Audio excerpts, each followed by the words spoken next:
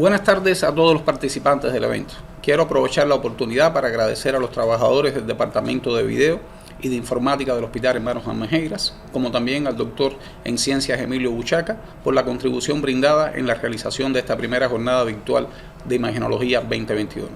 Además, agradecer a los profesores que tan amablemente aceptaron la invitación del comité organizador.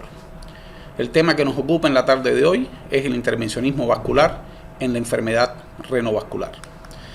No hay conflicto de interés durante la realización y la emisión de esta charla, y no cabe duda que la radiología intervencionista vascular ofrece múltiples bondades y opciones, no tan solo en el diagnóstico, sino también en el tratamiento de diversas enfermedades renovasculares, que incluyen desde la estenosis y aneurisma de la arteria renal hasta las malformaciones, tumores y traumas del riñón y la hipertensión resistente en los pacientes. La innovación tecnológica ha condicionado y ha propiciado el surgimiento de nuevos procedimientos endovasculares que permiten, por general, un tratamiento eficaz en múltiples enfermedades de este sistema.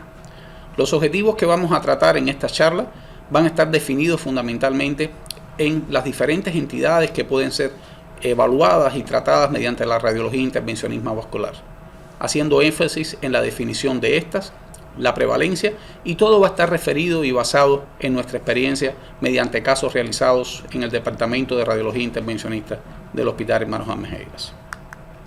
El radiólogo intervencionista vascular tiene dos metas fundamentales, y si comparamos esas dos metas con el oficio de un plomero, está dado fundamentalmente en tratar de controlar la hemorragia, la fuga y restituir el flujo. Es importante cómo se utilizamos diferentes catéteres para realizar estas dos metas. Tenemos que tener en cuenta que en muchas ocasiones existen múltiples variantes vasculares de la circulación que hacen difícil nuestros objetivos. ¿Qué utilizamos para lograr controlar la fuga o para lograr garantizar el paso y el flujo del contraste? Y sobre todo el flujo sanguíneo, que es el objetivo fundamental. En primer lugar, la utilización de micro y macroclois.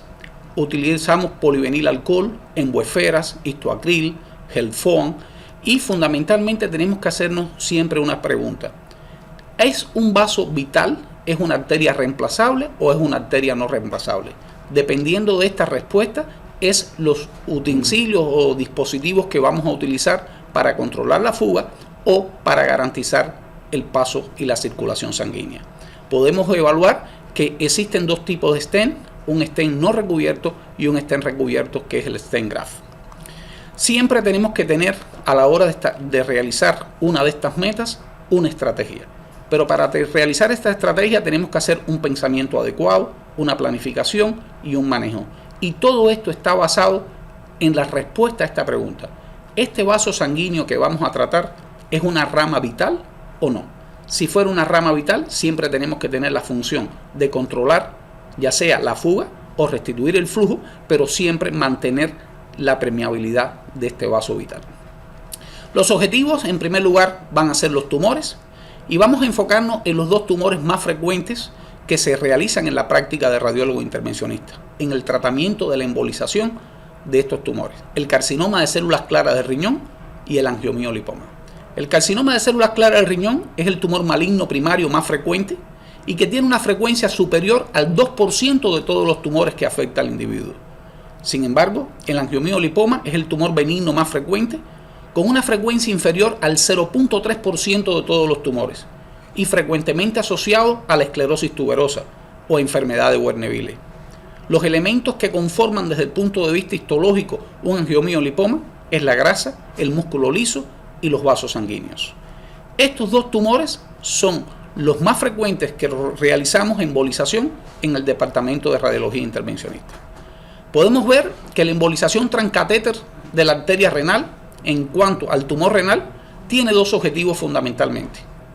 Uno, en el tratamiento prequirúrgico, con el objetivo de lograr una desvascularización del tumor, y esto facilitará la resección quirúrgica y minimiza el tiempo quirúrgico, por consiguiente minimiza la pérdida de sangre.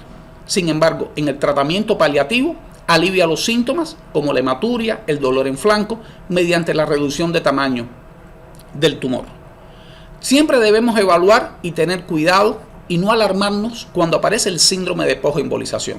es una de las complicaciones más frecuentes encontradas, aproximadamente en el 90%, y tiene un conjunto de síntomas que nos hace sospechar su presencia: el dolor, la fiebre, las náuseas, los vómitos y la leucocitosis 24 a 72 horas después. Vamos a evaluar este paciente, que lamentamos no tener la imagen de inicio por el cual fue llevado al departamento de urología del Hospital Hermanos Almejeiras, en el cual debuta con un hematoma retroperitoneal espontáneo derecho, con un síndrome de Wenderlich o una triada de Lyme, en el cual el paciente hizo un hematoma retroperitoneal espontáneo con pérdida marcada de los niveles de hematocrito y pérdida del conocimiento por manifestaciones hipovolémicas.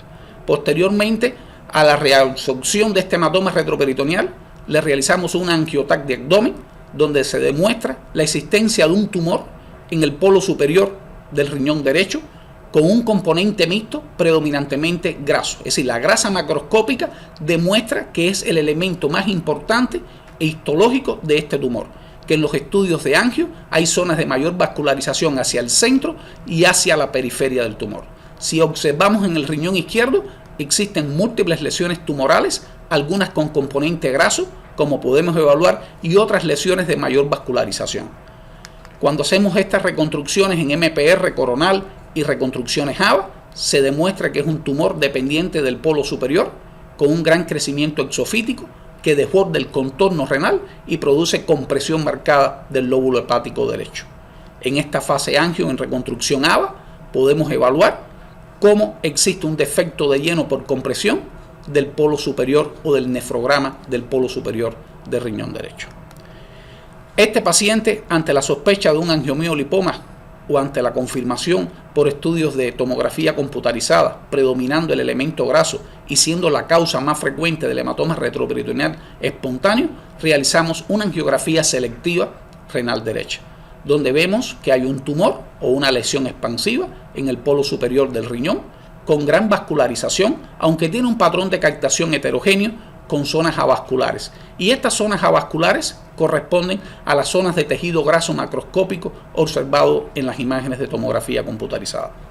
Posteriormente, hacemos cateterización selectiva o superselectiva de esta rama, que viene a irrigar la porción medial del tumor, donde se encuentra muy hipervascularizada, y posteriormente iniciamos embolización con emboesferas, lográndose la exclusión total de la porción medial del tumor.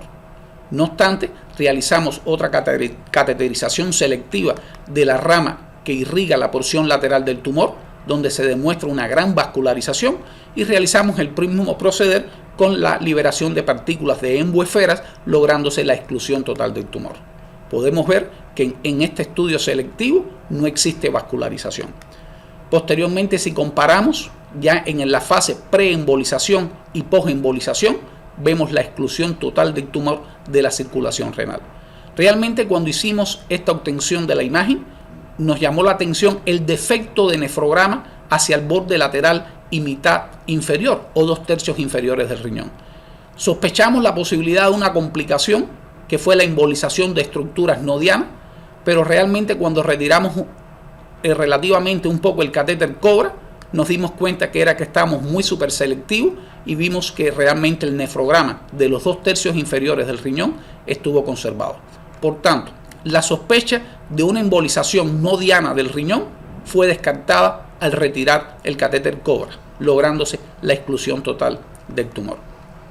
No cabe duda, y pienso que debemos recordar estos ítems, que el hematoma retroperitoneal se ve muy asociado al angiomiolipoma, y se debe que estos tumores, amartomas o angiomiolipoma, pueden presentar gran hipervascularidad y que tienen una característica inherente, que es la debilidad vascular. Y esta debilidad vascular propicia la formación de pseudoaneurisma, y esto a su vez a la creación de hemorragias retroperitoneales. No cabe duda que esta embolización transcatéter selectiva que realizamos en este paciente puede tener un éxito hasta el 90%, conservando la función renal siempre que se haga súper selectivo, como en nuestro caso, pero se ha reportado en la literatura que puede ocurrir recurrencia de estos tumores en menos del 30% de los casos. No obstante, cuando obtuvimos y evaluamos las imágenes de angiotac de abdomen, en las últimas porciones del pulmón se vieron pequeñas imágenes quísticas, lo que motivó que posteriormente a la embolización realizamos ya una tomografía de tórax simple, existiendo múltiples quistes bilaterales en ambos campos pulmonares, mejor observados en estas reconstrucciones en mínima intensidad de proyección, y que posteriormente, cuando realizamos reconstrucciones AVA específicas para las imágenes del tórax, se pueden confirmar estas lesiones quísticas. Por tanto, estamos en presencia de una neumopatía intersticial quística del pulmón a forma de quistes pulmonares múltiples que está en relación con una linfangioleumiomatosis pulmonar asociada a angiomiolipomas renales bilaterales. Es frecuente esta asociación como tal. Sin embargo, esta paciente no tenía estigma de esclerosis tuberosa. Posteriormente vamos a evaluar las estenosis como una gran incidencia y motivos de trabajo en el Departamento de Radiología Intervencionista Vascular de nuestro hospital. Se trata que la estenosis de la arteria renal no es más que la reducción del calibre de un vaso y que se encuentra asociado con hipertensión renovascular, y por consiguiente esta estenosis del calibre o esta estenosis de un vaso puede aumentar el riesgo de insuficiencia renal. Creo que siempre debemos evaluar que cuando existe una estenosis de la arteria renal hay dos etiologías frecuentes que siempre tenemos que tener presente. La primera y la más frecuente, la etiología ateroesclerótica, que se ve muy asociada o aumenta su frecuencia en pacientes con diabetes mellitus, hipertensión arterial, síndrome de Ehrlich, enfermedad coronaria y la edad. Y la otra etiología, igualmente frecuente en mujeres, sobre todo entre 15 y 50 años, es la displasia fibromuscular con una frecuencia del 10%. Debemos señalar que desde el punto de vista angiográfico o desde el punto de vista de angiotomografía computarizada, la estenosis resultante de una enfermedad ateroesclerótica tiene dos sitios de predilección. El primero a nivel del ósteo y el segundo en el tercio proximal de la arteria renal. Es importante cuando evaluamos una estenosis de la arteria renal qué segmento está comprometido. Si está comprometido el ósteo y está comprometido el tercio proximal, la causa más frecuente es la ateroesclerótica. Por el contrario, en la displasia fibromuscular, que constituye menos del 10%, compromete el tercio medio y el tercio distal. Y uno de los patrones más importantes y observados es el patrón arrosariado, ese patrón en cuenta de monedas, ese patrón en la cual hay áreas de estenosis que alternan con zonas de dilatación. Y cuando uno ve este patrón arrosariado en el tercio medio o distal o los dos, es una displasia fibromuscular por afectación de la túnica media. Desde el punto de vista de angiografía por sustracción digital, podemos hacer ese mismo correlato. Una estenosis en el segmento postostial de la arteria renal derecha, excéntrica, crítica, de etiología ateroesclerótica. Y si está asociado a una enfermedad ateroesclerótica o a diabetes, hipertensión, enfermedad coronaria y edad, también favorece al diagnóstico de que la etiología de esta estenosis sea ateroesclerótica. Por el contrario, en esta otra angiografía renal derecha se ve que la afectación es del tercio medio y del tercio distal, con un patrón arrosariado, un patrón de áreas de estenosis con dilatación que correspondería por consiguiente a una displasia fibromuscular por afectación de la túnica media. Esto es un caso muy interesante y bonito en el cual fue una cortesía del doctor Boris Luis Torres Cuevas. Muchos de los que estamos acá conocemos al doctor Boris, es un radiólogo intervencionista de muchos años dedicado al intervencionismo con grandes resultados. Realmente yo le digo que él es un capo de la radiología intervencionista porque realiza procederes prácticamente que en otros lugares del país no se pueden realizar, y él realmente tiene una gran resolutividad en los procederes intervencionistas. Y tan gentilmente me ofrece esta imagen de un angiotac renal donde se puede evaluar que existe un patrón arrosariado en el tercio medio distal de la arteria renal derecha, correspondiendo con una displasia fibromuscular, y vemos que hay una estenosis. Debemos mencionar que este paciente tiene antecedentes de una displasia fibromuscular. Se trata de una mujer de 42 años con una hipertensión resistente, refractaria a tratamiento, que un año atrás el doctor Boris le había colocado un stent en el tercio medio distal de la arteria renal izquierda, y que posteriormente al año de evolución, cuando hacemos este estudio por hipertensión resistente, vemos que tiene una estenosis pre-stent. Realmente la displasia fibromuscular puede afectar las arterias renales de forma bilateral en más del 35%. Posteriormente se le realizó una angiografía selectiva renal izquierda, donde se comprueba la permeabilidad del stent, la estenosis pre-stent y una imagen sacular pre-stent. Consiguiendo, el tratamiento fue la colocación de otro stent recubierto, donde una porción del stent actual quedó incluida dentro del stent previamente implantado. Fíjense cómo con un stent graft se logró la exclusión de la circulación del saco aneurismático y también se logró la resolución de la estenosis crítica en la porción pre-stent. Debemos mencionar que esto es un vaso vital, es una arteria no reemplazable. Por tanto, es de mucha importancia garantizar la exclusión del aneurisma, pero sobre todo garantizar la permeabilidad del vaso. ¿Por qué se excluye un aneurisma cuando utilizamos un stent recubierto? Bueno, el objetivo o el principio es uno, realmente se reduce el volumen de sangre y la perfusión de sangre dentro del aneurisma porque el stent se encuentra recubierto y esto garantiza la formación de trombosis del saco aneurismático. Debemos recordar que la displasia fibromuscular puede afectar la túnica media. Es la forma más frecuente que da ese patrón arrosariado en cuenta de moneda y que se ve con bastante frecuencia y que puede ser bilateral en más del 35%. Sin embargo, cuando la displasia fibromuscular compromete la íntima y la adventicia, va a producir una disección progresiva y trombosis. No cabe duda que el tratamiento con stent mejora o cura la hipertensión arterial en más del 90% de los casos. Es una efectividad del proceder alrededor del 70 al 90%. La angioplastia más la colocación de stenting sobre todo.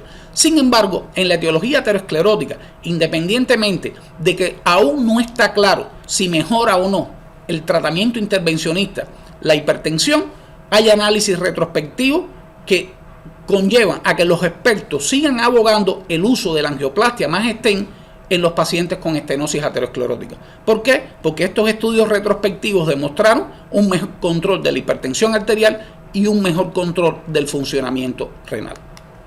Los aneurismas es otro de los acápites de afectación vascular de la arteria renal que lo vemos con relativa frecuencia en nuestra práctica.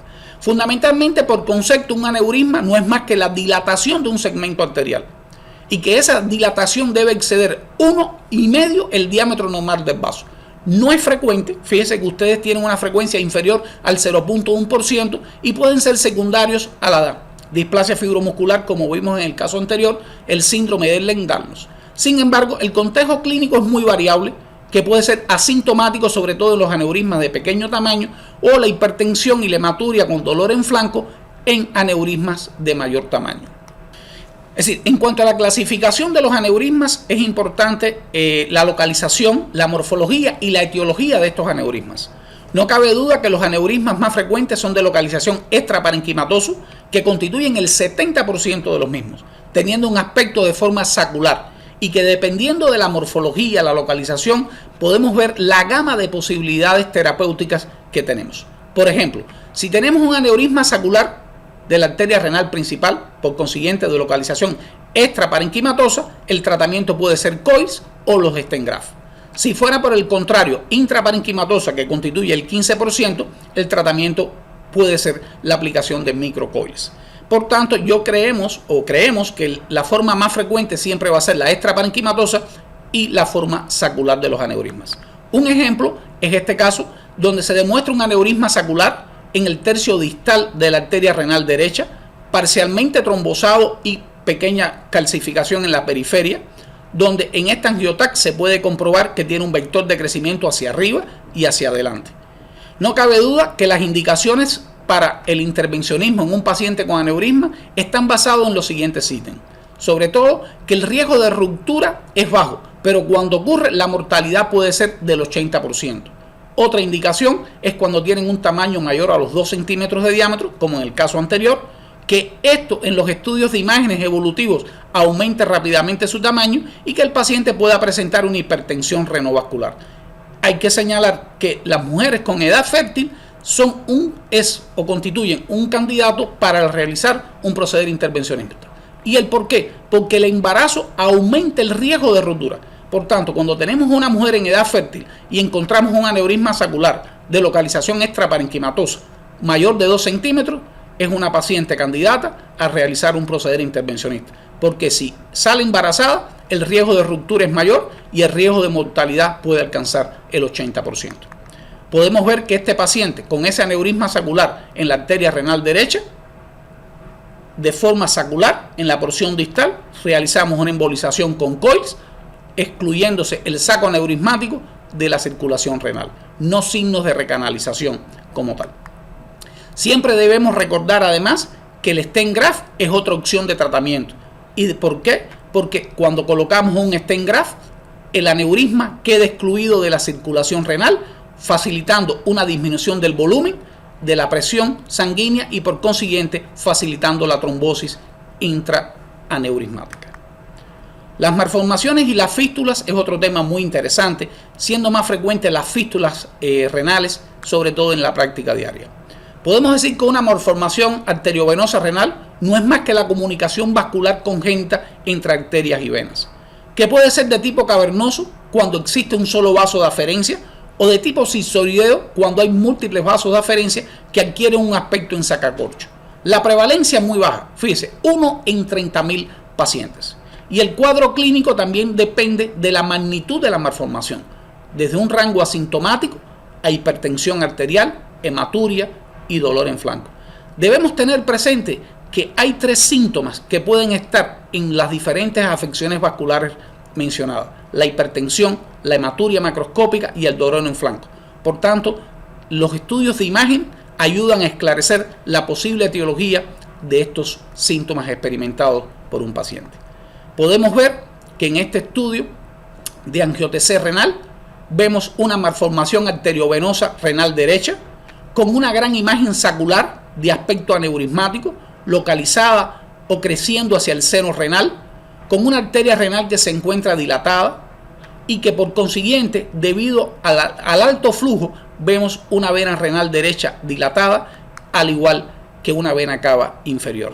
Vemos como la arteria renal derecha se encuentra dilatada, algo elongada y que va adquiriendo una morfología rosariada con zonas de estenosis, con alternan con dilatación, estenosis y dilatación. Y este aspecto nos hace recordar a una displasia fibromuscular por afectación de la túnica media. No cabe duda que en este paciente hay 2 lesiones vasculares: una malformación arteriovenosa con una displasia fibromuscular de la túnica media que compromete el tercio medio y distal de la arteria renal. Fíjense ustedes cómo hay una gran dilatación sacular de aspecto aneurismático, que posteriormente vamos a comprobar que es de tipo venoso y no arterial. Vemos la dilatación de la vena cava inferior, que normalmente a nivel de la desembocadura en la aurícula derecha debe oscilar entre 25 y 30 milímetros, y cómo esta gran imagen sacular en la fase excretora del estudio produce una compresión marcada de la pelvis renal, de la unión ureteropélica y del sistema calicial superior. Siempre debemos tratar de mencionar en los diagnósticos diferenciales de los estudios de urograma descendente que se realizó y se realizaban con mucha frecuencia en décadas pasadas, como una causa de defecto de lleno por compresión extrínseca del sistema excretor superior constituyen las malformaciones vasculares. Las indicaciones del intervencionismo en estos pacientes son aquellos que tengan dolor, hematuria persistente, insuficiencia cardíaca e hipertensión. Este paciente presentaba dolor intenso, hematuria persistente. Vemos que ante la posibilidad de realizar un proceder intervencionista, se realizó una angiografía por sustracción digital, una ortografía abdominal colocando un catéter Pictet en el segmento 3, donde se demuestra que la arteria renal principal se encuentra dilatada, se encuentra elongada y se confirma el aspecto rosariado en el segmento medio o distal de la misma, donde existe una gran imagen sacular de aspecto aneurismático que constituye un origen venoso y un drenaje precoz hacia la vena renal derecha con dilatación de la vena cava inferior. Hacemos una cateterización selectiva donde se confirma bien la comunicación entre la arteria y el sistema venoso, donde se puede ver la gran dilatación venosa que crece en el seno renal produciendo compresión del sistema excretor. Fíjense ustedes cómo hay 2 catéteres, un catéter guía y un microcatéter que está bien intubado en la rama de aferencia. Como en este estudio angiográfico se pudo demostrar que es un aneurisma o es una malformación de tipo cavernosa donde existe un solo vaso de aferencia, es decir, no hay múltiples vasos de aferencia. Por tanto, concluimos que es una malformación arteriovenosa de tipo cavernoso. Posteriormente, ante estas indicaciones, realizamos una embolización superselectiva, liberando múltiples coils, alrededor de 5 o 6 coils se liberaron en este paciente, los cuales quedaron bien confinados en la porción distal del vaso de aferencia. Y vemos la exclusión total de la malformación al realizar los estudios de controles. Hay una perfusión adecuada del resto del parénquima renal y no existe defecto del nefrograma. El defecto del nefrograma a este nivel constituye la gran dilatación sacular aneurismática que produjo compresión del sistema excretor. Estos son los estudios evolutivos. Fíjense, preembolización, la gran dilatación sacular que existía, cómo ha quedado excluida de la circulación y los coils liberados en la porción distal de ese vaso de aferencia único que constituye una malformación arteriovenosa de tipo cavernoso.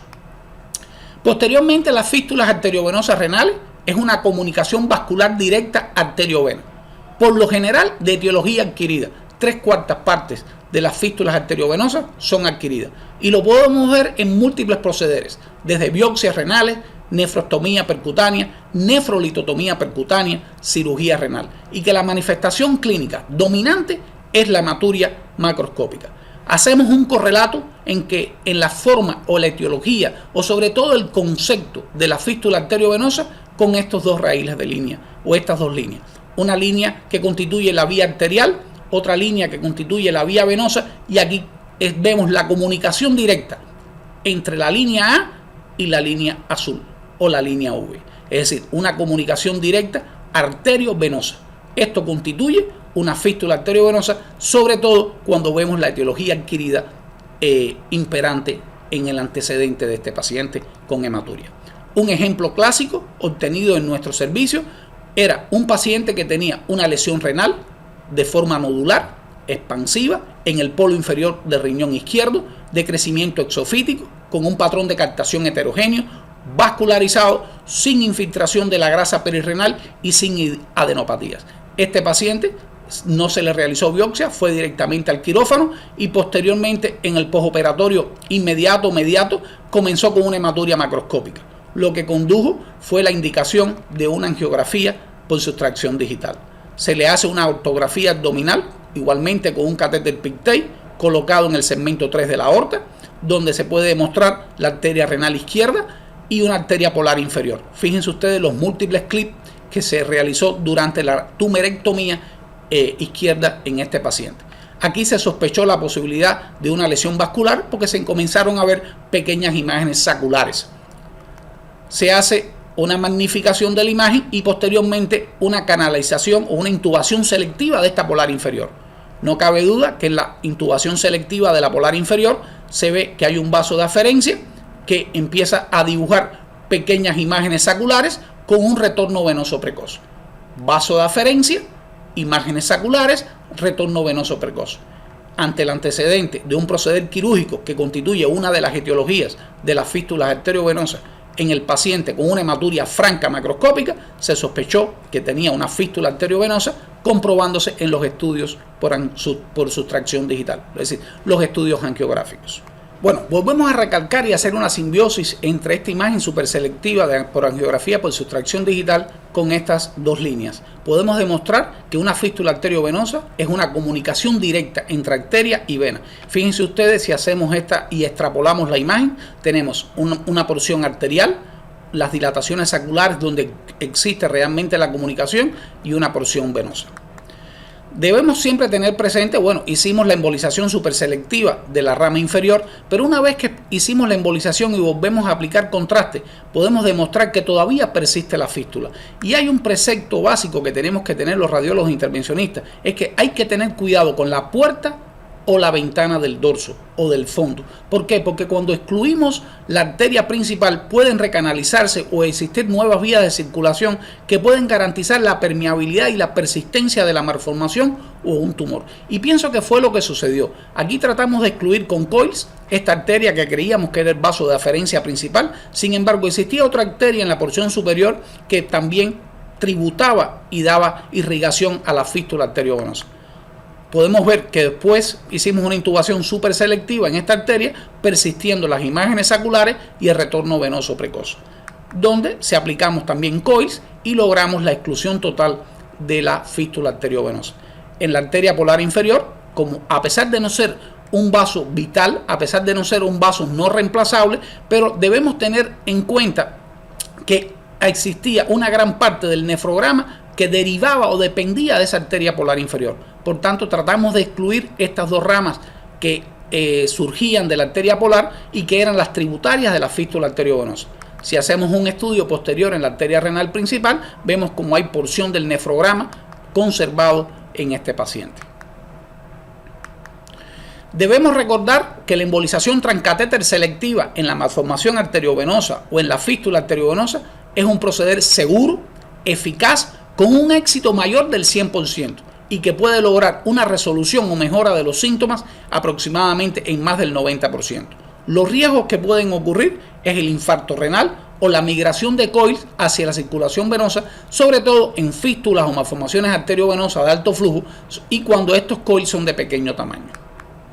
Por último, vamos a evaluar los traumas. Debemos tener en presente que el hospital nuestro, Hermanos Almejeira, no es un hospital que maneja urgencias. Realmente es un hospital de nivel terciario donde el trauma renal más frecuente es relacionado a las biopsias renales, a la nefrostomía percutánea o la nefrolitotomía percutánea. No obstante, el trauma renal corresponde menos del 3% de todos los casos y hay múltiples mecanismos que pueden producirlo. Un mecanismo directo, desaceleración, traumas penetrantes, como lo había mencionado, la nefrostomía percutánea en menos del 1.4%, endovasculares, y muchas veces vemos trauma renal asociado a lesiones de otros órganos vecinos, como el hígado, el bafo, donde puede alcanzar aproximadamente el 70%. La imagen, no cabe duda que juega un rol importante en el trauma renal, sobre todo la angio-TC en el diagnóstico y clasificación, y la angiografía por sustracción digital en el tratamiento endovascular del mismo. Cuando la lesión vascular asienta en arterias segmentarias o lobares, el tratamiento de estos fístulas o pseudoaneurismas corresponden con embolización.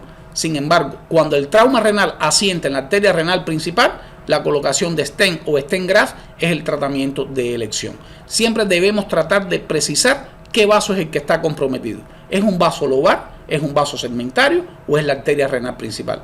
Dependiendo de la localización de la lesión vascular, así será el tratamiento empleado.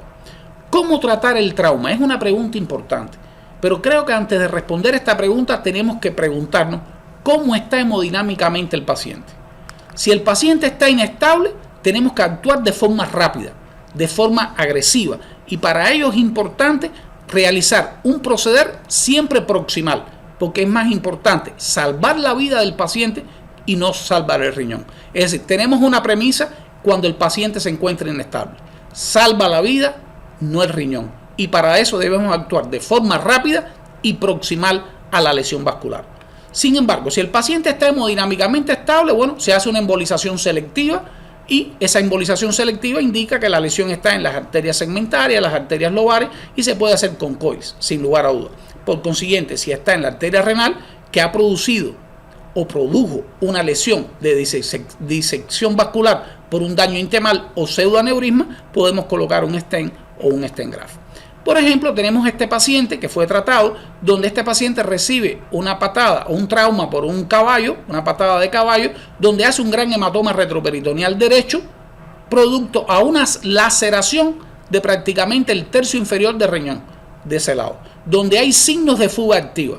Y si extrapolamos esta imagen a esta clasificación, debe ser un tipo 3 o un tipo 4, donde existe laceraciones múltiples en la mitad inferior o tercio inferior del riñón derecho, con gran hematoma retroperitoneal y signos de fuga. Realizamos una angiografía donde se demuestra la extravasación del contraste y se aplica coils en estas arterias lobares casi segmentarias en el polo inferior del riñón derecho. La evaluación posterior y bueno, cómo ha ido reabsorbiéndose el hematoma retroperitoneal espontáneo. Cuando la lesión vascular asienta en la arteria renal principal, como en este caso, que existe una estenosis de la arteria renal derecha, una marcada reducción del calibre, podemos decir que hay signos de hipoperfusión, como podemos ver, y esto es sinónimo de una disección por daño intimal de la arteria renal derecha. Se hace una intubación selectiva, se pasa guía Y posteriormente se coloca un stent donde se garantiza la permeabilidad del vaso por ser un vaso vital, un vaso no reemplazable en un paciente joven, que es importante la conservación del riñón y que en este caso el paciente estaba hemodinámicamente estable. Fíjense ustedes, en el estudio post-control 5 meses después se garantiza la permeabilidad del stent y cómo puede ver pequeñas áreas de infarto hacia el borde lateral y porción media del riñón derecho. Las complicaciones que pueden ocurrir en cualquier embolización renal puede ser embolización nodiana, es decir, es embolizar estructuras que no deben ser embolizadas, pero por algún proceder de mala praxis o por la migración de estas micropartículas conducen a embolización de parénquima renal sano, y eso puede llevar a una insuficiencia renal, puede conducir a un infarto renal. La otra es la migración de los coiles, como habíamos hablado, en fístulas arteriovenosas o malformaciones arteriovenosas de alto flujo, sobre todo cuando utilizamos microcoil, que debido a la velocidad puede provocar la migración de los coiles hacia la circulación venosa. En el empeoramiento de la hipertensión arterial puede ocurrir una complicación, sobre todo cuando se embolizan zonas nodianas, la trombosis intraestén y la infección. Y debemos mencionar el síndrome de posembolización que se había hablado con anterioridad. Por último, vamos a mencionar dos entidades: el síndrome de cascanueces y dos particularidades relacionadas al riñón trasplantado. Podemos hablar que el síndrome de cascanueces no es más que la compresión de la vena renal izquierda por una disminución marcada del ángulo aorto-mesentérico. Esta disminución del ángulo aorto-mesentérico puede condicionar una compresión de la vena renal izquierda. Y esta compresión de la vena renal izquierda puede producir unas manifestaciones clínicas, desde hematuria, dolor lumbar, dolor en flanco y varices. Varices que pueden ser varices peripiélicas, periureterales, pélvicas o varicoceles. Por tanto, hay que tener mucho cuidado porque podemos precisar pacientes que tienen una marcada disminución del ángulo aorto-mesentérico y podemos encontrar dos síndromes: el síndrome de cascanueces o nutcracker tipo 1 y el síndrome de pinzamiento aorto-mesentérico o enfermedad de Wilkie cuando se produce la marcada compresión de la tercera porción del duodeno. La radiología intervencionista puede accionar en el tratamiento de estas manifestaciones secundarias a un síndrome de nutcracker o cascanueces tipo 1. Podemos ver que existe una disminución del ángulo aorto-mesentérico, hay una compresión de la vena renal izquierda y fíjense ustedes que a este nivel donde estamos realizando este corte o esta reconstrucción sagital, la vena renal izquierda se encuentra ligeramente dilatada. Pero posteriormente, cuando realizamos el corte a nivel del ángulo aorto-mesentérico, hay una marcada disminución del calibre del vaso relacionada por compresión extrínseca por la disminución del ángulo aorto-mesentérico. La venografía renal tiene fundamentalmente tres indicaciones. Bueno, en primer lugar es precisar y demostrar la estenosis por compresión extrínseca de la vena renal izquierda. Demostrar la existencia de vasos colaterales, que en este caso no existe. Y evaluar el gradiente de presión existente entre la vena renal izquierda y la vena cava inferior. Cuando ese gradiente de presión es mayor a los 3 milímetros, es la prueba de diagnóstico más fiel para plantear un síndrome de cascanueces o nutcracker tipo 1. Posteriormente, este paciente que le habíamos realizado una venografía renal izquierda, vemos que le colocamos un balón dentro de la vena renal izquierda, inflamos el balón, se logra fundamentalmente el objetivo, que fue disminuir esa estenosis por compresión extrínseca de la vena renal izquierda. Debemos tener este mensaje presente relacionado al síndrome de nutcracker. Es importante correlacionar los datos clínicos más los hallazgos imagenológicos, porque la configuración anatómica asociada al síndrome de cascanueces es más frecuente que el síndrome en sí. ¿Qué quiero decir? Que independientemente de que exista una disminución del ángulo aorto-mesentérico, de que exista una estenosis por compresión extrínseca de la vena renal izquierda, no necesariamente este paciente tiene un síndrome de cascanueces, porque los datos clínicos juegan un rol importante en la definición del síndrome de cascanueces o nutcracker tipo 1. Por último, vamos a ver estas dos entidades. Este es otro caso ofrecido por el doctor Boris, donde fue un riñón trasplantado, donde este paciente muestra una estenosis de la arteria renal en su segmento medio, una estenosis concéntrica en el segmento medio de la arteria renal, donde realizamos un proceder intervencionista, se pasó guía, se colocó stent y posteriormente vemos la recanalización del vaso, conservando una morfología adecuada y reduciendo considerablemente la estenosis, es decir, desaparición de la estenosis que existía en el segmento medio de la arteria renal. Este fue otro caso donde realicé en un paciente que le habían hecho un trasplante renal, pero presenta una estenosis a diferencia del anterior, que era una estenosis en el segmento medio de la arteria renal. La estenosis en este paciente era una estenosis ostial, en la misma anastomosis término-lateral. Esta anastomosis término-lateral produjo una estenosis de la arteria renal de riñón trasplantado. Bueno, pasamos guías, pasamos el balón, colocamos un stent, pero desgraciadamente no todo es como debería ser o como pensamos ser. Era mucho más adecuado que este jinete estuviera montado encima del caballo y no el caballo encima del jinete. Y esto fue lo que nos sucedió. Realmente hubiésemos querido una mejor colocación del stent, pero ustedes pueden evaluar cómo hay un fragmento del stent dentro de la arteria ilíaca externa, como podemos ver.